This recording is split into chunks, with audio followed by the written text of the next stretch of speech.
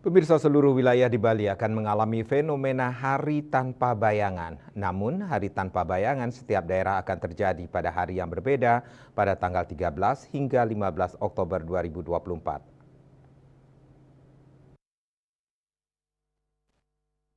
Kepala Balai BMKG Wilayah 3 Denpasar Cahyonugroho mengungkapkan hari tanpa bayangan di Bali akan terjadi antara 13 sampai 15 Oktober 2024.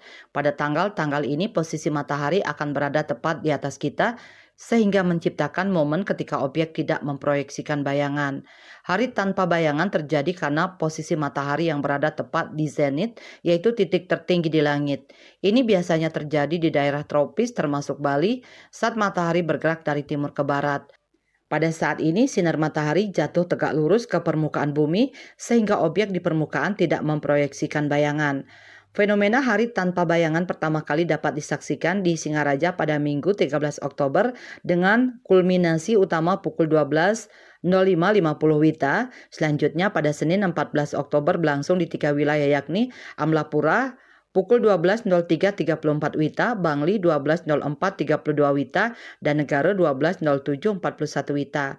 Sementara itu pada Selasa 15 Oktober berlangsung di Kota Denpasar 12.04.53 WITA, Klungkung 12.04.07 WITA, Gianyar 12.04.26 WITA, Mengwi 12.05.01 WITA, dan Tabanan 12.05.14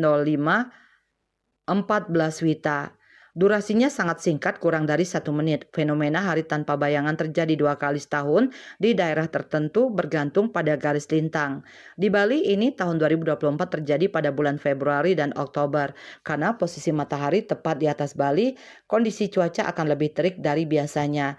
Namun demikian, pihaknya mengajak masyarakat untuk tidak melewatkan momen istimewa ini untuk merasakan langsung fenomena hari tanpa bayangan di Bali.